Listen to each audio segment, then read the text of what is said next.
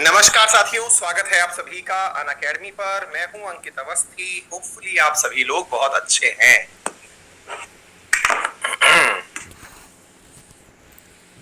All well, a very good evening. और आज का जो सेशन है, हाँ, समर्थ गौड़ जो है वो अलवर के पास अजमेर से हैं। बेटा अल्फाबेटिकली हम लोग पास है, वैसे हम 350 किलोमीटर दूर हैं। हाँ, आइए साथियों, तो आज हमारा जो सबसे शानदार चैप्टर है जिसकी हम बात कर रहे हैं, और वो है, मतलब ये समझिए कि इंडियन पॉलिटी में अगर ये ना होता तो शायद इंडियन पॉलिटी ना होती, है ना। यदि ये ना होता तो इंडियन पॉलिटी ना होती, हम इस चीज को फिर कर ही नहीं पाते। ठीक है, वो है मेरे प्यारे साथियों आज fundamental right. Fundamental right that is मूलभूत अधिकार। देखिए ये चैप्टर है ना, ये बहुत ही बेसिक शब्दों में अगर समझा जाए तो बहुत आसान चैप्टर है, और अगर इसको क्रिटिकल बन के समझा जाए तो ये ऐसा चैप्टर है कि कई वकीलों की पूरी जिंदगी खत्म हो गई, लेकिन इसके आर्टिकल पर वो अभी तक अपना काम खत्म नहीं कर पाए। मतलब बड़े बड़े एडवोकेट इनमें से किसी एक आर्टिकल के दम पर पूरा जीवन काट दिए। मतलब इस चैप्टर का महत्व जो है वो आप लोगों के लिए 10 मिनट का है। आपको केवल आर्टिकल याद करने हैं, ये आर्टिकल ये कहता है, ये आर्टिकल ये कहता है, बस दैट्स ऑल, इतना हुआ, काम हो गया। लेकिन मेरा उद्देश्य आपको आर्टिकल पढ़ा करके और आर्टिकल रटाना नहीं है। मैं आपको केवल ये नहीं कहना चाहता कि भैया ये रट लेना हो जाएगा काम, कतई नहीं।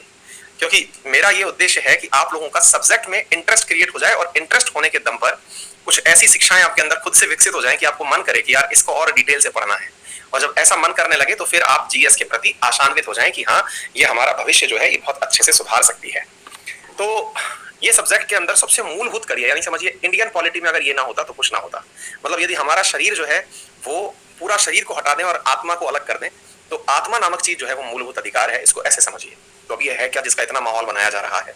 ये बेचारे विद्यार्थी पूछ रहा है बटरिंग का मतलब होता क्या है। बटरिंग का मतलब होता है बेटा चापलूसी करना, है ना। कुछ विद्यार्थी जो आप लोग मेरी आकर के गुड इवनिंग बोलते हैं, क्लासेस की तारीफ करते हैं, कंटेंट डेवलपमेंट की करते हैं, उसको कुछ लोग चापलूसी कहते हैं, ठीक है ना, चाटुकारिता कहते हैं।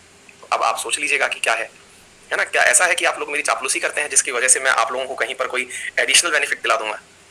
हालत ये है कि जो मेरा कॉल सेंटर है उस पर मेरे पास दिन भर में बहुत सारे कॉल आते हैं मेरी टीम के पास, लेकिन दिन में एक भी बच्चे से बात टेलीफोन पर नहीं हो पाती है। जो बात होती है वो यही बात होती है आप लोगों से जो होती है ना।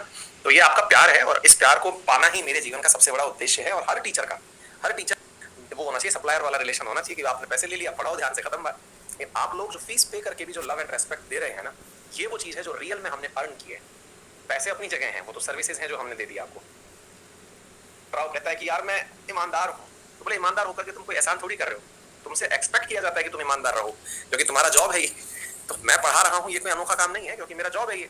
आपने मुझे फीस दी है इस चीज के लिए, लेकिन उसके बावजूद भी आप लोग अपना थैंक यू बोलते हैं, क्योंकि हाँ सर हमको कुछ चीजें समझ में आई आपकी वजह से, है ना। ये हमारा रियल अचीवमेंट है। एनीवे, तो अब हम चर्चा करते हैं साथियों, इसको बहुत गहराई से और बिल्कुल तल्लीनता से सुनना, एक कहानी की तरह सुनना। इस चैप्टर के अंदर हम बहुत सारी बातें करेंगे, और बहुत सारी बातों के अंदर हम आपको वहां ले चलेंगे जहां से आपको यह समझ में आएगा कि क्यों ऐसा होता है कि भारत में बड़े बड़े केसेस होते हैं। बड़े बड़े केसेस का मतलब पता चल रहा है कि सबरीमाला इशू हो रहा है, पता चल रहा है कि हमारे भारत के अंदर केशवानंद भारती केस चल रहा है ना, जिनके बारे में बहुत बड़े लैंडमार्क डिसीजन आए। क्या ऐसा है जिसकी वजह से ये मूलभूत अधिकार आज तक भारत के अंदर विवाद का विषय बने हुए हैं। तो समझो ऐसे क्या होता है साथियों। क्या हुआ ना, जब देश आजाद हुआ तो देश बन रहा था, यूं समझिए जैसे ना अपन लोग यूं समझ लो कि 100 सवारियां कहीं खड़ी हुई हैं, और 2 बस वाले आते हैं, एक रोडवेज बस वाला आता है और एक प्राइवेट बस वाला आता है। रोडवेज बोले तो हरियाणा रोडवेज, राजस्थान रोडवेज, जो भी आपके स्टेट के रोडवेज हो वो लगा लेना। अच्छा, तो हुआ क्या मेरे प्यारे साथियों कि एक जगह पर 100 सवारियां खड़ी। अब प्लीज अब बिल्कुल पूरी तरह से जो है ना चैट बंद कर दीजिए, आप कहानी सुनिए, इस कहानी में खो जाइए, और खोने के बाद में फिर अंत में हम बतियाएंगे, है ना। मतलब 35-40 मिनट तक ध्यान लगाइए कहानी के अंदर, फिर अंत में बात करेंगे। जो भी आपके सवाल हैं, क्रॉस क्वेश्चंस हैं, जो मैं पूछूं तब पूछ लेना, अदरवाइज शांत हो जाइए, मस्त रहिए। तो अब क्या होता है कि एक बस खड़ी है, मतलब सवारियां खड़ी हैं, 100 सवारियां खड़ी हैं, और एक बस वाला आता है और चिल्लाने लगता है कि आ जाइए साहब, मैं लेके चल रहा हूँ आपको आपके डेस्टिनेशन पर। तो एक है रोडवेज बस वाला, एक है प्राइवेट बस वाला। कुछ लोग ऐसे होते हैं जो ऑटोमेटिकली रोडवेज बस की तरफ भागते हैं कि हाँ भाई रोडवेज बस है, सुरक्षित है, सफर को शुरू करेगी तो खत्म भी जरूर करेगी। एक कुछ लोग होते हैं कि प्राइवेट बस में इसलिए बैठते हैं कि भाई साहब ये रोडवेज से हमेशा आगे चलेगी, है ना। आपने अगर कभी भी मतलब इस प्रकार का वो देखा हो, तो इसके अंदर सबसे बड़ी चीज क्या होती है कि रोडवेज से हमेशा आगे बढ़ती है, अगली जगह की सवारियों को जल्दी से मतलब बैठा सके, इसलिए वो बहुत आगे तेज दौड़ रही होती है। फिर 2 पैसे कम ही इससे, अगर रोडवेज बस का किराया 150 रुपए है तो ये जो है वो 125 रुपए में लेकर के जाएगी, है ना। तो अरे भाई कुछ लोगों को मेरा चश्मा मिस हो रहा है, ये लो भैया, मेरी नजदीक की आंखें दुरुस्त हैं, मैं केवल कंप्यूटर से बचने के लिए। अभी भी मैंने इतना दूर कंप्यूटर रखा हुआ है, इसलिए चश्मे की जरूरत पड़ती नहीं है, नजदीक की आंखें मेरी एकदम स्वस्थ हैं। ठीक है, सुनो। तो अब क्या हुआ कि हाँ, तो अब भैया, अब सवारियों को जो कंडक्टर चिल्ला रहा होता है ना सुविधाओं के नाम पर, तो वो यही चिल्ला रहा होता है, आ जाओ मेरी बस में बैठ जाओ। मेरी बस में अगर आप लोग बैठोगे तो आप सबको सीट मिलेगी, कोई भी सवारी खड़ी होकर नहीं जाएगी। पहला डायलॉग वो यही मार रहा होता है, कोई भी सवारी खड़ी होकर नहीं चलेगी, है ना, सबको सीट मिल जाएगी। अच्छा, दूसरा, रोडवेज से पहले पहुंचाऊंगा। तीसरा, फीस कम, यानी कि किराया कम। चौथा, मैं यहां पर हर व्यक्ति को एसी की हवा दूंगा और वीडियो कोच बस है, सामने बढ़िया सा इसके अंदर टीवी भी चलता रहेगा, है ना। तो अब इस प्रकार की जब बातें वो बोलता है तो भैया एकदम फीलिंग आ जाती है, यार फिर रोडवेज में क्यों किया जाए, है ना, जब इतनी अच्छी सफाई कम दामों में मिले तो कोई फिर ये क्यों ना ले, निर्मा, है ना। तो भाई इतनी जबरदस्त चीज को देकर के हम लोग एकदम जबरदस्त फील में आ जाते हैं कि चलो प्राइवेट बस में बैठते हैं। ऐसे ही साथियों, जब देश आजाद हुआ तो उस समय देश के नागरिक हिंदुस्तान और पाकिस्तान में जाने के लिए आजाद थे। जिसको जहां जाना है जहां जाए, हिंदुस्तान जाए या पाकिस्तान जाए। और जब जहां भी जाए उस समय भारत और पाकिस्तान ने अपने अपने तरीके से लोगों के सामने ऑप्शंस दे दिए कि अगर आप मेरे पास आते हो, तो इंडिया ने जो ऑप्शंस दिए ना, वो इतने जबरदस्त ऑफर थे लोगों को दिए कि यदि आप आते हो तो आपको मिलेगा ऐसा भारत जिसके अंदर जाति के आधार पर, धर्म के आधार पर, लिंग के आधार पर, जन्म स्थान के आधार पर, क्षेत्र के आधार पर किसी भी प्रकार का कोई डिस्क्रिमिनेशन नहीं होगा। क्या आपको मेरी बात समझ में आती है? राकेश संजय पूछ रहे रोडवेज बस क्या होती है? भैया सरकारी बस। यार तुम कौन से गोले से आए हो क्लास में, हैं? सरकारी बस की बात कर रहे हैं हम, ठीक है। तो आपको एक ऐसा देश मिलेगा जिसमें इतनी सारी सुविधाएं होंगी, कोई डिस्क्रिमिनेशन नहीं होगा। फिर आपको यहां पर बोलने की आजादी होगी। हमारे देश में आप कुछ भी बोलिए, कहीं भी आइए जाइए, कोई भी व्यवसाय करिए, कहीं पर भी उठिए बैठिए, सारी आजादी होगी। इस देश में ऊंच नीच नहीं होगी, असमानताओं का अंत हो जाएगा, टाइटल्स का अंत हो जाएगा, अस्पृश्यता का अंत हो जाएगा। इवन प्राइवेट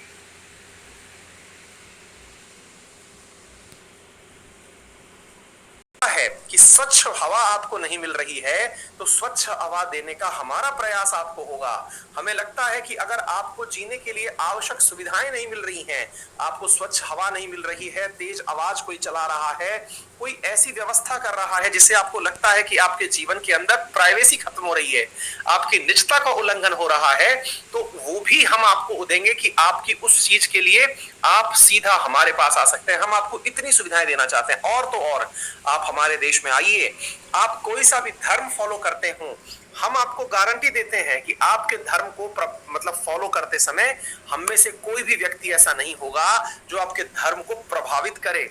आप हमारे देश में आपको अपना जैसा धर्म फॉलो करना है करिए, आपको जैसे अपने धार्मिक संस्थानों का निर्माण करना है करिए, उनका जैसा प्रबंधन करना है करिए। इसके अलावा यदि आप भारत के अंदर अल्पसंख्यक हैं भाषाई आधार पर, तो आपको अपने क्षेत्रों के विकास के लिए यदि आवश्यक होता है तो आप उनके लिए इंस्टीट्यूशन डेवलप करिए। इंस्टीट्यूशन डेवलप करने में सरकार आपकी मदद करेगी, आपकी संरक्षण के भारत सरकार के द्वारा प्रयास किए जाएंगे। और इन सबसे ऊपर जो भी मैंने वादे किए, अगर इन वादों को हम पूरा नहीं कर पाए, अगर हमने इन सब वादों को, अगर मैंने आपसे वादे किए और इनको हम पूरा नहीं कर पाए, तो देश की सबसे बड़ी जो अदालत है,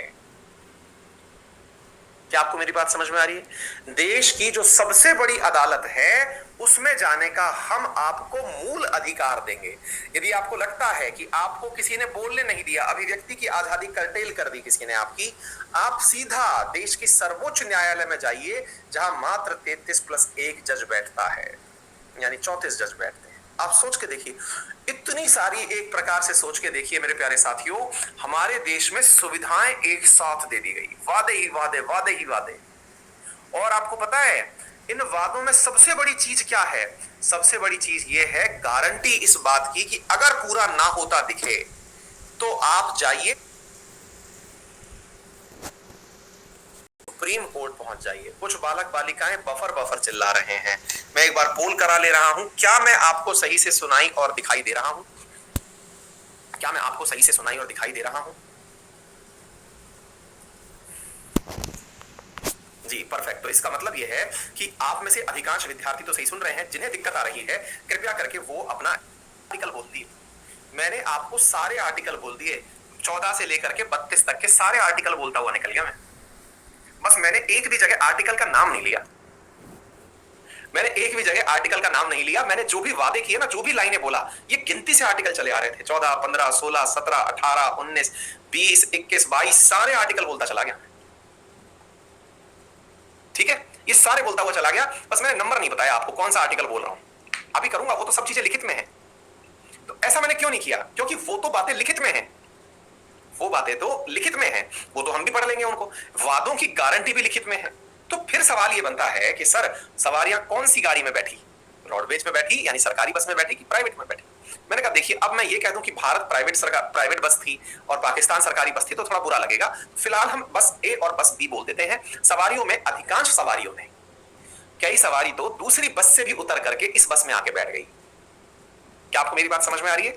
कई सवारियां तो दूसरी बस से उतर के भी, बाहर की छोड़ो, वो जो 100 सवारियां बाहर खड़ी थी वो तो छोड़ो, दूसरी बस में जो बैठी हुई सवारियां थी वो भी सुनकर के अंदर आ गई कि चलो ऐसा करते हैं। और ऐसा ही हुआ मेरे प्यारे साथियों। भारत में वो मुस्लिम जो धर्म के आधार पर बना हुआ पाकिस्तान था, उसमें रहने गए थे, वो साल भर के भीतर भीतर लौट आए कि यार इतनी सुविधाएं दे रहा है भारत। क्या आपको मेरी बात समझ में आ गया? यानी कि इतना सुविधाएं दे रहा है भारत, चलो वापस भारत चलते हैं। 1948 से 1949 के बीच में बहुत सारे पाकिस्तान से मुस्लिम व्यक्ति जो हैं वो इंडिया आए, क्योंकि उन्हें वो बस पसंद नहीं आई। उसमें धक्का मुक्की हो रही थी। कहा तो बहुत कुछ गया था। यह कहा गया था कि यह बस केवल और केवल एक विशेष वर्ग के लिए होगी, लेकिन उन वर्ग के लोगों को भी वहां पर धक्का मुक्की लगी। उन वर्ग के लोगों को भी वहां पर मतलब धक्का मुक्की लगी और वो लोग छोड़ करके इस बस में बैठ गए। आ गई बात समझ में? तो ये वो गारंटी है साथियों, और इस गारंटी में हमने जो लॉक मारा वो सुप्रीम कोर्ट का था। तो आप सोच के देख लो कितनी जबरदस्त चीज थी। तो चलिए अपनी इस यात्रा को शुरू करते हैं। तो मैंने आपको जो बातें बताई कि ये मौलिक अधिकार क्या है, ये सब बातें अब धीरे धीरे आपको आगे लेके चल रहा हूं। भारत के संविधान में भाग 3 के अंदर ये चीजें लिखी हुई हैं। भारत के संविधान में, हाँ, एक विद्यार्थी कह रहे हैं कि पीछे लटक गए। पीछे लटक गए मतलब ये सवारियां जो है बस के पीछे लटक गई। बिल्कुल सही कह रहे हो आप, क्योंकि जो 48 से 49 के बीच लोग आए थे उनमें से कईयों के पास तो वाकई में टिकट भी नहीं था। भारत सरकार ने कहा था कि टिकट लेकर के आना, वो टिकट लिए बिना घुस गए। इल्लीगल माइग्रेंट आज तक हैं। अगर आपको याद हो तो मैंने कुछ दिन पहले ही एक स्पेशल क्लास में सीएए और एनआरसी पढ़ाया था, और सीएए और एनआरसी पढ़ाया था तब बताया था कि 48 से 49 के बीच में आए हुए पाकिस्तान से आए हुए लोगों को वहां से हाई कमिश्नरेट ऑफिस से एक इंस्ट्रूमेंट लेकर के आना था, एक लेटर लेके आना था कि क्या हम इंडिया जा सकते हैं, एक एग्रीमेंट पेपर लेके आना था। लेकिन उन्हें नहीं दिया गया, टिकट ही नहीं दिया गया। बोले सीट बुक हो चुकी है भाई, नहीं जाएगा कोई भी। लेकिन फिर भी लोग जो हैं वो चलती बस में लटक गए। उन्हें आज तक भारत के अंदर नागरिकता प्राप्त नहीं हुई है, लेकिन फिर भी वो सकुशल रूप से भारत में रह रहे हैं। इतना ही नहीं, जब सीएए और एनआरसी का प्रोटेस्ट होता है तो सबसे आगे वो खड़े होते हैं और भारतीय कहलाते हैं, और हमें गर्व है। क्या आपको बात समझ में आ रही है गजब चीज? तो ये जो चीज है ना मेरे प्यारे साथियों, ये बहुत अल्टीमेट चीज है। तो आइए एक एक करके हम सारी बातों की बात करते हैं। ये जो आपके सामने एक फ्लो चार्ट बना रखा है, इसे बीआर अंबेडकर जी ने मैग्ना कार्टा कहा। अब ये मैग्ना कार्टा क्या होता है साथी? मैग्ना कार्टा मतलब होता है कि किसी देश की व्याख्या करनी हो। देखिए इसको ऐसे समझिए मेरे प्यारे साथियों, किसी देश की व्याख्या करनी हो तो उस व्याख्या को करने के लिए उसको कहते हैं ना, ऐसे समझिए। चलिए मैं आपको बताता हूं। मैग्ना कार्टा वास्तविकता में अलग से समझ में आएगा, लेकिन मैं आपसे पूछूं कि tell me something about yourself. हम लोगों को अपने बारे में सुनाने के लिए अगर मैं आपके साथ बैठ जाऊं तो आप अपने बारे में मुझे घंटे भर तक कहानी किससे सुना सकते हैं? घंटे भर तक आप मुझे पूरी कहानी बचपन की सुना देंगे, अपने दोस्तों की सुना देंगे, परिवार की सुना देंगे, गर्लफ्रेंड की सुना देंगे, सबकी बातें सुना देंगे, बॉयफ्रेंड की सुना देंगे, घंटे भर तक। लेकिन मैंने एक बार आपसे यदि ये लाइन बोल दी, अच्छा सुनो, अपने बारे में ना एक लाइन में कुछ बोलो यार, who you are, define yourself, एकदम ब्लैंक हिंदी में बोल दो, कौन हो आप? अब अपने बारे में हमको पता ही नहीं है यार, क्या बोले यार, हम हैं कौन? और करके देखना आप लोग। हाँ, आप में से कई लोग कहेंगे हम भारतीय हैं, ये फिल्मी डायलॉग है बेटा। ये बात बोल करके इंटरव्यू वाला है ना इतना बेइज्जती करके भगाता है ना कि हाँ हो गया तेरा भारतीय, जग गया तेरा सनी देओल, अब बाहर निकल। तो बोले हम क्या है, पाकिस्तानी बैठे हैं जो तेरा इंटरव्यू ले रहे हैं? समझे? अपने बारे में मतलब क्या आप अपने बारे में आप क्या जानते हो?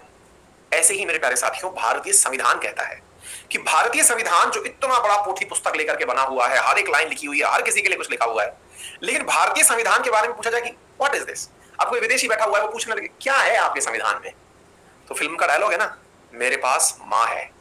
तो भैया वही माँ जो है ना, अंग्रेजी में उसे मैग्ना कार्टा कहा गया है। यानी अंबेडकर जी ने कहा कि अगर आपको जानना है ना कि भारत का संविधान क्या है, तो भारत का संविधान मूल अधिकार है। तुम अगर मूल अधिकार भी समझ गए बेटा, तो तुमको संविधान समझने की आवश्यकता नहीं है कि हमने अपने संविधान में क्या कुछ दिया होगा। क्या आपको मेरी बात समझ में आ गई? तो Magna carta is a thing जो हमको यह बताता है कि यार इंडिया का कॉन्स्टिट्यूशन कितनी बड़ी चीज है। मतलब किसी को अगर यह बात समझ में आ गई, क्या आपको बात समझ में आई? अगर किसी को यह वाली बात समझ में आ गई कि क्या है भारत का संविधान, क्या है, बोले इधर आ बताता हूं। ये 5 चीजें समझ पहले कि हम क्या क्या देते हैं अपने रहने वालों को। हम समानता का अधिकार देते हैं, स्वतंत्रता का अधिकार देते हैं, कोई भी प्रताड़ित करे उसके खिलाफ उसको अधिकार देते हैं, वो धर्म को माने फ्रीडम ऑफ रिलीजन देते हैं, उसको साथ में अगर पढ़ना है तो कल्चरल और एजुकेशनल राइट देते हैं, उसको किसी प्रकार की समस्या ना हो इसके लिए उसे संवैधानिक उपचारों का अधिकार देते हैं। ये है भारत का संविधान। तो ऐसा किसने कहा? बी आर अम्बेडकर जी ने कहा। ये सारे आपको याद हो जाएंगे, चिंता मत करिए, टिप्स पे याद हो जाएंगे, लोड मत लीजिए। एक एक चीजें आपको याद हो जाएंगी, एक एक चीजें आपको मैं याद कराऊंगा, चिंता मत करिए, ठीक है ना? हाँ, अब एक विद्यार्थी कह रहे हैं सर क्या बोलते हैं, अंग्रेजों को, मुगलों को अंग्रेजों ने दिया था उसे मैग्ना कार्टा कहते हैं। फिर अम्बेडकर जी पागल थे क्या जो इनको मैग्ना कार्टा बोल गए? मैग्ना कार्टा असल में अंग्रेजों के समय की चली आ रही वो प्रथा थी जिसमें वो सामने वाले को ऑफर लेटर देते थे। आज जब प्राइवेट नौकरी करने जाते हो ना तो आपको एक ऑफर लेटर दिया जाता है कि आपको नौकरी में क्या मिलेगा। तो उसमें ये थोड़ी लिखा होता है आपको बैठने के लिए कुर्सी मिलेगी, बढ़िया ऑफिस मिलेगा, एसी चलता हुआ मिलेगा, बढ़िया लाइट मिलेगी, पड़ोस में बैठा हुआ अच्छा साथी मिलेगा, मैनेजर अच्छा होगा, कंपनी के अंदर वेंटिलेशन अच्छा होगा, कभी कभी टूर पे भी ले जाएंगे, ऐसा थोड़ी लिखते हैं। उसमें केवल ये लिखा आता है कि आपकी सैलरी इतनी पर मंथ होगी या सालाना इतनी सैलरी होगी, ये आपका ऑफर लेटर है। That is your Magna carta. यानी कि उसके इर्द गिर्द घूम रहा है। अगर आपकी सैलरी 20,000 रुपए रख दी तो समझ जाओ कि आपकी टेबल भी टूटी हुई होगी, कुर्सी भी चटक रही होगी। लेकिन वहीं पर 20 लाख रुपए लिख दी तो समझ जाओ कि चैम्बर भी झमाझम होगा, 10 आदमी नीचे काम करने वाले होंगे और साथ में एकदम माहौल टाइट होगा। यही तो है ऑफर लेटर, यही तो है मैग्ना कार्टा, जो अपने आप में बाकी चीजें डिफाइन कर देता है। कहने की फिर थोड़ी आवश्यकता है कि क्या कुछ और एडिशनल होगा। क्या आपको बात समझ में आ गई? हाँ, क्लियर हो गया? चलिए तो अब सुनते हैं। अब इसमें एक एक आर्टिकल हम याद करेंगे, सारा टिप्स पे आपके याद हो जाएगा और सारी की सारी बातें आपको अच्छे से समझ में आ जाएंगी। देखिए बेटा, पहला आर्टिकल है आर्टिकल नंबर 12। इसमें क्या कहते हैं? Definition of state. अब हम में से ना कई लोग पहले ही विकेट पे आउट हो जाते हैं, पहले ही विकेट पे क्या मतलब पहले ही बॉल पे आउट हो जाते हैं, अपना विकेट दे बैठते हैं। क्यों भाई साहब? डेफिनेशन ऑफ स्टेट, राज्य की परिभाषा जब हमें देखने को मिलती है तो हमें लगता है कि यार ये राज्य कौन सा वाला है? राजस्थान, हरियाणा, पंजाब, उत्तर प्रदेश, ये वाला राज्य है। ये राज्य है क्या जो हमारे संविधान में आर्टिकल नंबर 12 में लिखा हुआ है? आप एक बार पढ़िए, एक मिनट आया।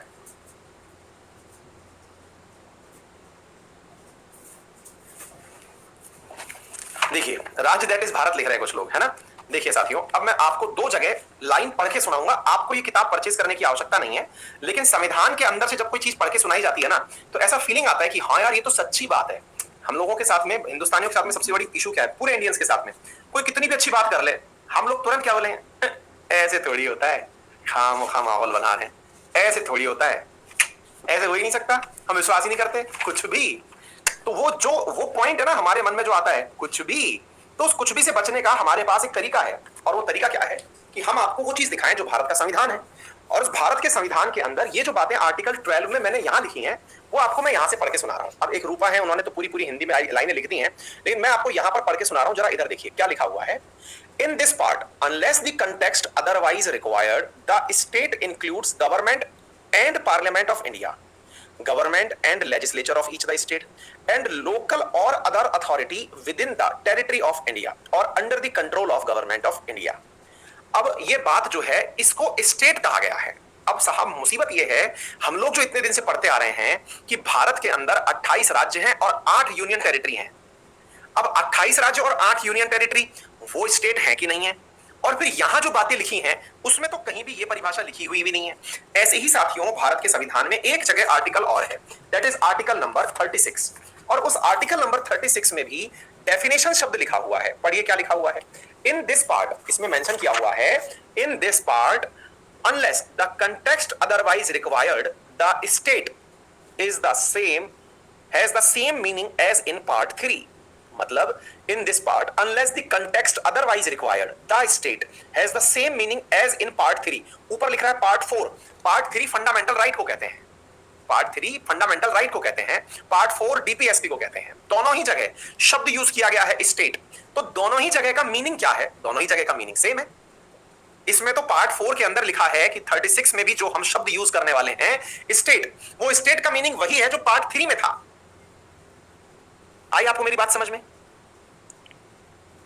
अब सवाल बनता है कि सर एक बात बताओ, जब ये बातें इसमें लिखी हैं तो फिर एक सिंपल सा बात बनता है, आफ्टर ऑल स्टेट ये है क्या? मतलब क्यों आप हमको ये लाइन पढ़ा रहे हो? अच्छा, मैंने कहा 1 मिनट रुक जाओ, हम क्यों इस बात को पढ़ा रहे हैं इसके पीछे हम कुछ आर्टिकल पढ़ते हैं। अब देखते हैं, तब जाकर के इस आर्टिकल को मैं वापस पढ़ाऊंगा। इधर देखो बेटा, हाँ जी, इधर सुनते हैं मेरे प्यारे साथियों, आर्टिकल नंबर 14 पढ़ो। यहां क्या लिख रहा है? सुमित क्या लिख रहा है? क्या हो गया सुमित को? मेरे को तो कुछ दिख ही नहीं रहा है, तुम लोगों को क्या दिख रहा है?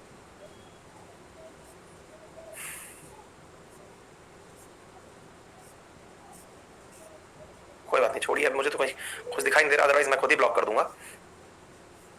कुछ भी नहीं है, मस्त पढ़िए। चलिए, तो अब मैं क्या कह रहा हूं, इस चीज को थोड़ा सा समझने का प्रयास करिए। मैं ये कहने का प्रयास कर रहा हूं मेरे प्यारे साथियों कि यहां पर जब हम आपके सामने ये वाली बात कर रहे हैं, तो ऐसी स्थिति में आपके सामने जो सबसे बड़ा सवाल बन रहा है, और वो क्या है? हाँ, कुछ भी नहीं है, बैठ के पढ़िए अभी। प्रियंका, हाँ बेटा, पता है मुझे कि सिटीजनशिप भी एक चैप्टर है ना, उसको बीच में पढ़ाऊंगा। विश्व, कोई बात नहीं बेटा, कोई बात नहीं, है ना। देखिए, मैं अक्सर आप लोगों से बोलता हूं कि आप औरों की बात पर नहीं, अपने ऊपर फोकस करिए। कई लोग बहुत, ऑनलाइन की सबसे बड़ी पता है खासियत क्या है? आप घर में बैठे पढ़ सकते हो, कोई भी आपको डिस्टर्ब नहीं कर रहा, लेकिन सबसे बड़ी पता है कमी क्या है? वो लोग भी कुछ बोलने की हिम्मत कर लेते हैं जो अगर सामने होते तो खड़े खड़े है ना, पैंट गीली जिनकी हो जाती। ऑफलाइन में जब हम पढ़ाते थे ना बेटा, तो किसी की हमारे सामने ना खड़े होने की हिम्मत नहीं होती थी कि बोल करके, एक बार जब हम बोल रहे हैं कि बेटा बोलो, उस समय बोला और बीच में उसने हाथ खड़ा कर दिया, तो या तो क्लास में नहीं तो बाहर देख लिया जाएगा टाइप से हम डायलॉग भी दे देते थे। लेकिन फिलहाल ऑनलाइन में बहुत लोगों को बहुत तरह की स्वतंत्रता दे दी है। फंडामेंटल राइट तो लगता है ऑनलाइन क्लास में मिला है, ऑफलाइन में ये राइट जो है ना, ये पूरी तरह हमारे टीचर के पास रिजर्व होता है, तानाशाही होती है। लेकिन ठीक है, ये समय बीतेगा, अच्छे दिन आएंगे, ऑफलाइन वापस से आएंगी, जब आएंगी तब ऐसे लोगों का इलाज भी होगा। फिलहाल के लिए आप सब पढ़िए। चलिए, तो क्या है मेरे प्यारे साथियों, अब आर्टिकल नंबर 14 पढ़ते हैं, और क्या है यहां पर लिखा है? It represents the idea of equality which states. अब इस पॉइंट को पढ़ना साथियों, फिर हम वापस चलेंगे। इधर देखिए मेरे प्यारे साथियों, हम वापस चलेंगे उसी पॉइंट पर, यानी आर्टिकल नंबर 12 पर। लेकिन आर्टिकल नंबर 12 पर चलेंगे उससे पहले हम इस पॉइंट को पढ़ते हैं। एक बार देखिए क्या लिखा हुआ है। It represents the idea of equality which states that the state. अब इन दो में अंग्रेजी वाले बालक जो, हिंदी वाले बालक जो है ना, वो हो गए एकदम फ्रस्ट। यार ये 2 बार स्टेट आ गया, पहले तो ये समझाओ सर ये होता क्या है। इधर देखो बेटा, यहां पर एक शब्द है स्टेट्स। स्टेट्स का अर्थ होता है कहना, कहता है, कहता है ये दिल बार बार, तो कहता है। इट रिप्रेजेंट मतलब आर्टिकल नंबर 14 कहता है, विच स्टेट्स, स्टेट्स में मतलब कहता है, क्या कहता है? That the state. अब इस पॉइंट को पढ़ना, दी स्टेट यानी कि article 12, the state shall not deny. State को मना नहीं करना चाहिए टू एनी पर्सन, किसी भी व्यक्ति को, equality before law. Equality before law का मतलब हुआ कि स्टेट को मना नहीं करना चाहिए किसी भी व्यक्ति को कि कानून के समक्ष सभी समान हैं। स्टेट यह ना कह दे, कोई जाए तो पूछ ले कि हाँ भाई तुम अलग हो और हम अलग हैं, ऐसा नहीं। तुम चाहे भैया झोपड़पट्टी से उठ के आए हो, चाहे एंटीलिया से, कानून दोनों के लिए बराबर है। हाँ, अब रूपा पूछ रही हैं कंट्री से मतलब है। नहीं बेटा, तुमको तो पूरा पता है, अभी तुमने परिभाषा रटी रटाई बताई थी, अब तुम लिख रही हो कंट्री से मतलब है, ऐसा नहीं है। रुको, अभी सब बात बताएंगे। तुमने रटी हुई लाइनें लिखी थी ना, वो उसमें मीनिंग तुम समझी नहीं, रटी रटाई लाइनें लिख दी तुमने, अब तुम लिख रही हो कंट्री से मीनिंग है, ऐसा नहीं है बेटा, अभी समझा रहे हैं, रुको अभी थोड़ा होल्ड करो। देखो इधर, before the law and the equal protection of laws within the territory of India, यानी कि जो भी कानून है उनका समान संरक्षण होगा भारत की टेरिटरी के अंदर। यानी कि राज्य ये मना नहीं कर सकता किसी से, क्या मना नहीं कर सकता? कि भाई आपके लिए इक्वलिटी बिफोर लॉ नहीं है, और दूसरा आपके लिए यह मना नहीं कर सकता कि आपके यहां पर आपके अधिकारों का समान संरक्षण नहीं है। राज्य इस बात से मना नहीं कर सकता। रिवर्स में पढ़ के देखें, मतलब एक प्रकार से यह हो गया कि आपको मान लो, अब देखो मैं इसको ऐसे समझाता हूं, पहले इस शब्द का मीनिंग समझते हैं, फिर इसमें नॉट क्यों लगाया, इसका मीनिंग भी कहना चाहिए, है ना। इसमें लिखा होना चाहिए था state shall give equal protection of law to all its citizen, ये भी तो एक लाइन हो सकता था ना। यहां पर नॉट शब्द एंट्री करा करके इस बात को इतना गंभीर क्यों बनाया, एक ही बात को घुमा के क्यों बोला? बात तो ये भी बोल सकते थे ना कि मतलब कि to the citizen of India equal protection will be there, there shall be equal protection provided by the state, ये हो सकता था। तो फिर आपने यहां पर नॉट डिनाई, दो नेगेटिव बातें एक साथ मिला के पॉजिटिव क्यों बनाई? मैंने नहीं बनाई, संविधान निर्माताओं ने बनाई। अब कैसे बनाई, अब इसको ऐसे समझते हैं। पहले रुको, इस शब्द का मीनिंग तब समझ में आएगा जब मैं आपको एक उदाहरण दूंगा, फिर आप इस बात को समझेंगे। इस लाइन में 2 किरदार हैं। 2 किरदार कौन कौन से हैं? पहला किरदार है इक्वल प्रोटेक्शन ऑफ लॉ।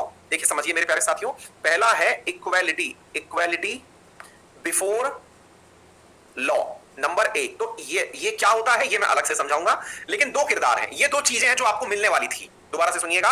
और दूसरा है equal protection, equal protection of the laws.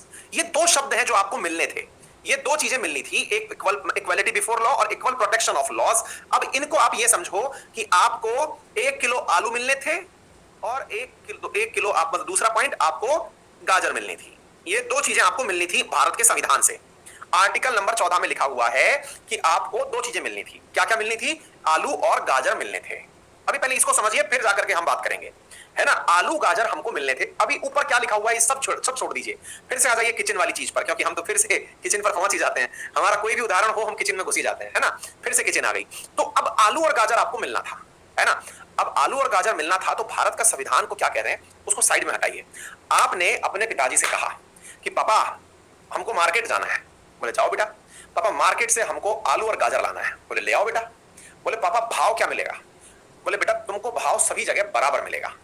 अच्छा पापा हम 1 किलो आलू लाएंगे, 1 किलो गाजर लेके आएंगे और हमें भाव क्या मिलेगा? पापा ने कहा कि जाओ बेटा तुम्हें भाव हर जगह समान मिलेगा। पापा एक डायलॉग तो हमें ये बोल सकते थे, भाव जो मिलेगा वो क्या था कि तुम्हें सब जगह समान मिलेगा। अब आपके जो पापा हैं वो आम पापा नहीं है, खास पापा टाइप आदमी, पापाज वाले पापा हैं। मतलब जिनको आप ही नहीं शहर के जाने कितने लोग पापा बोलते हैं, जगत पापा हो रखे हैं वो। अब उनने एक लाइन बोली आपसे, और क्या लाइन बोली कि जा बेटे तेरे को इस शहर में आलू और गाजर का भाव अलग नहीं मिलेगा, हर जगह एक जैसा भाव मिलेगा, कोई भी तेरे को अलग भाव नहीं देगा, कोई भी तेरे को आलू और गाजर का अलग भाव नहीं देगा। देखो बात एक ही है, कहने के अंदाज बदल गए, दोनों के अलग अंदाज हो गए। जिनको ये बात समझ में आ गई उनको पूरा कॉन्स्टिट्यूशन समझ में आ गया। बात एटीट्यूड की है? दोबारा सुनिए क्या कह रहा हूं मैं आपको। पहली चीज, पहला पॉइंट मैंने आपसे कहा पापा मैं आलू गाजर लेने जाना चाहता हूं। पापा क्या भाव मिलेगा? बेटा सबका भाव एक जैसा है, ले आ। एक तो तरीका ये हुआ, और एक तरीके में उन्होंने डायलॉग क्या डाल दिया, जा बेटे ले आ, भाव तेरे को अलग मिलेगा ही नहीं। मतलब पापा का कॉन्फिडेंस थोड़ा ज्यादा है, तो जब मिलेगा ही नहीं ये डायलॉग बोल दिया तो हमारे दिमाग में खुराफात होती है। अब जैसे मैं आपको ये कह दूं कि बेटा मेरे पढ़ाई से एक भी सवाल बाहर नहीं जाएगा, तो भाई आपके 25 सवाल आते हैं, 25 में से 24 मेरे कंटेंट में से आ गए, तो आपका जो दिमाग है ना वो ये खोजने भागेगा कि ये लो सर आपने कहा था एक भी सवाल बाहर नहीं जाएगा, एक सवाल आपके पढ़ाई के बाहर से आया। क्यों? क्योंकि मैंने चैलेंज दिया था, क्योंकि मैंने चैलेंज दिया था। चैलेंज दिया था तो आपका दिमाग चैलेंज पर जाएगा और आप मुझे खोजते फिरेंगे। क्या खोजते फिरेंगे? देखा आए थे बड़े कहने 25 में से 25 आएंगे, 24 ही आए, और उस दूसरे वाले सेशन में तो 23 ही क्वेश्चन आए थे आपके में से। बात करते हैं बड़ी बड़ी, आपका एटीट्यूड सही भी है। क्यों? क्योंकि भाई मैंने 100% गारंटी कैसे दी? तो फिर आप इस बात के अधिकारी भी हैं कि हर जगह मेरी बेइज्जती करें, मेरे ऊपर वीडियो बनाए। दावा तो किया था 25 में से 25 आएंगे, देखा कुछ नहीं, 25 में से 22 क्वेश्चन आए, कहते हैं 100 में से 100 आएंगे। हाँ तो यार ये तो बात सही है, आप कर भी सकते हैं, क्योंकि आपको मैंने ही अधिकार दिया कि आप मेरे खिलाफ वीडियो बनाएं, आप मेरे खिलाफ टिप्पणी करें, लोगों को बोले। हालांकि लोग समझदार हैं, वो आप पर हंस देंगे वो बात अलग है, लेकिन हाँ आप अपनी जगह सही हो। एग्जैक्टली मेरे प्यारे साथियों, यहां पर रिवर्स चलते हैं। भारत का संविधान अगर ये आपसे कहता कि भारत में आपको समान इक्वल प्रोटेक्शन बिफोर लॉ मिलेगा, इक्वालिटी बिफोर लॉ मिलेगी, जहां जाओगे वहां मिलेगी, तो फीलिंग नहीं आती। लेकिन अब कह दिया कि स्टेट आपको इनको अलग होने ही नहीं देगा। आपको क्या बोल दिया? स्टेट आपको इस इक्वालिटी के अलावा कुछ देगा ही नहीं, इनइक्वालिटी कहीं होगी ही नहीं। तो जैसे ही ये लाइन बोली जाएगी आपका दिमाग एकदम सन्न हो जाएगा। अच्छा मतलब चीजें तो अभी भी मिल रही हैं, लेकिन अब गारंटेड मिल रही हैं, अब गारंटेड मिल रही हैं, यानी कहने के अंदर फील है, अब गारंटी से ये चीज मिलेगी। और अगर नहीं मिली तो आपने कहा हाँ भाई स्टेट शैल नॉट डिनाई, तुमने कहा था स्टेट मना नहीं करेगा, मना कर दिया। किसने मना कर दिया? तुम्हारे स्टेट ने। अभी वो स्टेट कौन है उसकी हम बात कर लेंगे, वो दुकान कौन है उसकी हम बात कर लेंगे। सर आपने कहा था कि सलमान खान को जो है वो सजा उसी की तरह होगी जैसे एक मतलब रेडी वाले की होती है, लेकिन नहीं हुई सर। अब बोलो आप, होने को तो सलमान खान भारत में एक ही है, लेकिन आपके हिसाब से तो सर वो वाली बात नहीं थी। उसके लिए तो इक्वालिटी बिफोर लॉ नहीं हुई सर, आपने उसको तो एकदम एसी कमरे में ठहराया और हमको गली कुचड़ी में घुसाया रखा। इक्वालिटी बिफोर नहीं है सर आपके यहाँ पे। क्यों? क्योंकि आपने तो मुझे कहा था कि ऐसा होगा, आपके स्टेट ने सर ऐसा नहीं किया। तो फिर आप क्या कीजिएगा? आप केवल इस पॉइंट के ऊपर, क्योंकि जो चीज गारंटेड थी, इस चीज के ऊपर सीधा आर्टिकल 32 लेकर के सुप्रीम कोर्ट पहुंच सकते हैं कि अरे ओ माननीय, हमारे देश में सलमान खान को अलग ट्रीटमेंट क्यों दिया? तो सलमान को सुप्रीम कोर्ट ये नहीं कहेगी आपसे कि बेटा 125 करोड़ की आबादी है, एक आध के साथ चलने दो। नहीं नहीं नहीं नहीं नहीं नहीं, सलमान खान है तो क्या हुआ? मेरा संविधान कहता है कि उसको इक्वलिटी बिफोर लॉ होनी चाहिए। हमारे संविधान में सबके लिए कानून बराबर होना चाहिए, फिर उसको अलग ट्रीटमेंट क्यों दिया? क्या आपको मेरी बात समझ में आई? क्या आपको मेरी बात समझ में आई? सुप्रीम कोर्ट इस बात को मानेगा, यही आर्टिकल 14 कह रहा है। शैल नॉट शब्द उस चीज को और ज्यादा दमदार बना देता है। जिन्होंने पहली बार ये लाइन सीखी वो थम्स अप करना कि इस शब्द के अंदर कितना ग्रेविटी है। इस बात को सीधा भी कहा जा सकता था, पर इनडायरेक्ट कह के नॉट नॉट घुसा करके क्यों कहा? I feeling? मैं कह रहा हूं एक एक आर्टिकल्स, मेरे प्यारे साथियों, एक एक आर्टिकल्स के ऊपर पूरे पूरे वकीलों की जिंदगी चली जाती है। आ गई बात समझ में? अब पूछते हैं आप, सर ये आलू गाजर वाली दुकान कौन सी है? ये आलू गाजर वाली दुकान कौन सी है जहां आप ये बात बता रहे हो? द स्टेट नामक जो चीज आपने बताई, ये है कहां? ये कौन सी दुकान है जिसपे सामान सब एक जैसा मिलेगा? मैंने कहा भाई सुन, तू चला जा ब्रांडेड दुकान में, चाहे तू रिलायंस में चला जा, इजी डे में चला जा, बिग बाजार में चला जा, पेंटालून में चला जा, वहां पे भी आलू गाजर वही भाव मिलेगा जो रेडी और किस पे मिल रहा था, तेरे गली में जो घूम रहे थे ना कच्चे, वो लेकर के ठेली लेके घूम रहे थे, वहां पर भी मिलेगा। बोले सर मेरे पड़ोसी ठेली लगाते हैं, वो ठेली वाले भी मेरे को आलू गाजर वही भाव देंगे। बिल्कुल बेटा, तू चाहे मल्टीनेशनल ब्रांड में बिग बास्केटियर में चला जा या फिर वॉलमार्ट में चला जा, वहां पर भी वही भाव मिलेगा जो तेरा पड़ोसी तेरे को दे रहा है। अच्छा, और सर जो सब्जी मंडी है, जो सरकार की सब्जी मंडी है, उसमें बेटा वहां भी यही मिलेगा। तो ये जो लाइन मैंने अभी बोली, 3 लेवल वाली बात बोली, मल्टीनेशनल, नेशनल और लोकल। ऐसे ही सरकार भारत में 3 रूप में चलती है। भारत में 3 रूप में सरकार चलती है। कौन कौन से रूप में चलती है? एक विद्यार्थी कह रहे हैं सर नहीं मिलती, तो बेटा गारंटी कौन देता है तुम्हें? कोई गारंटी दे फिर पूछना इस बात को। कोई गारंटी देता है कि सब्जी जैसी मिलेगी? फिर नहीं मिलती डायलॉग ही नहीं होना चाहिए। काल्पनिक जगत में जी रहे हो बेटा अभी। माना कि इस घटना के सभी पात्र काल्पनिक हैं, इनका वास्तविक जीवन से कोई संबंध नहीं है।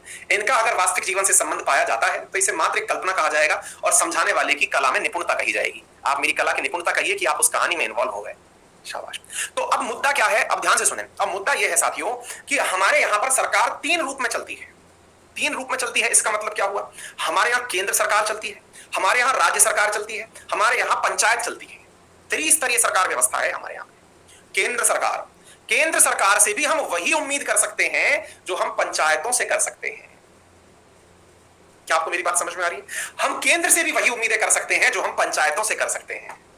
बोले अच्छा, केंद्र से मतलब बोले तो मैंने कहा आप राष्ट्रपति से भी वही उम्मीद कर सकते हो जो आप अपने प्रधान से, अपने सरपंच से उम्मीद करते हो। मतलब वो भी कानून का वैसे ही पालन करेगा जैसे सरपंच को करना है। बोले अच्छा अच्छा अच्छा, बिल्कुल समझ गया सर। सर एक बात बताओ, कहीं ऐसा तो नहीं होगा? सर ये तो समझ में आ गया, चलो सरकार को तो क्योंकि जनता वोट देती है, जनता पकड़ लेगी, उसको तो चुनाव में जाना है। लेकिन एक बात बताओ सर, सरकार के कहने पे बहुत सारे डिपार्टमेंट चलते हैं। मैंने कहा जैसे सर आजकल ले लो बिजली और पानी विभाग चल ही रहे सर, आजकल पानी की वैसी किल्लत हो रखी है और सरकार के कहने पे जलदाय विभाग जो है वो वाटर सप्लाई करता है सर। लेकिन सर हमारे पड़ोसियों की गली में तो बहुत पानी आता है, हमारे नहीं आता। हम क्या करें? हम धरना दो जाके। कहां जाके? जहां पर जलदाय विभाग का ऑफिस है। तो धरना देने का अधिकार मेरा मूल अधिकार है कि हाँ भाई अधिकार है आपका। क्यों अधिकार है? क्योंकि समानता नहीं है सर इसमें। किस आधार पर जलदाय विभाग डिस्क्रिमिनेशन कर रहा है कि वो महंगी कॉलोनी में रहता है? कर ही नहीं सकता। ये मेरी समानता है। अच्छा तो सर समानता जलदाय विभाग को भी रखनी होगी? बिल्कुल रखनी होगी। सर क्यों? उसको वोट थोड़ी दिए, लेकिन बेटा चल तो आप ही की टैक्स से रहे हो। अच्छा तो इसका मतलब ये हुआ सर जो हमारे टैक्स से चले, लेकिन बेटा आपको थोड़ी पता चलता है कि आपने टैक्स दिया कि नहीं। कई तो ऐसे भी होंगे जो सरकारी अनुकंपा से जी रहे होंगे। इसलिए साथियों ऐसा समझते हैं इस बात को कि जिन जिन विभागों को सरकार धन देती है, जिन जिन विभागों को सरकार धन देती है वो सभी स्टेट कहलाते हैं। आ गई?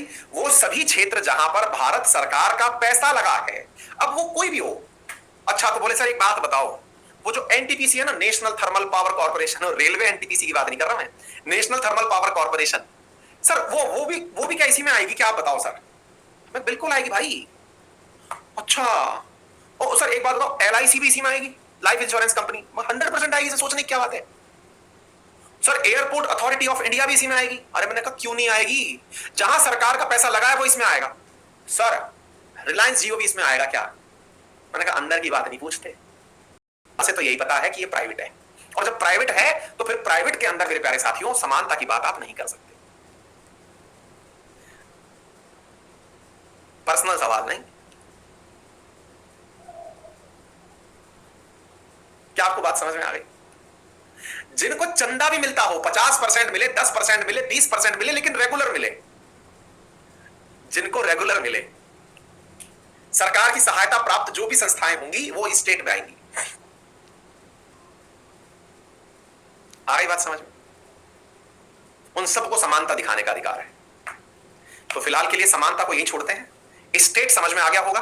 अब आपको आर्टिकल 12 समझ में आ गया होगा। अब आपको आर्टिकल 12 समझ में आ गया होगा। आर्टिकल 14 भी समझ में आ गया होगा। अब इससे आगे के आर्टिकल कल पढ़ेंगे।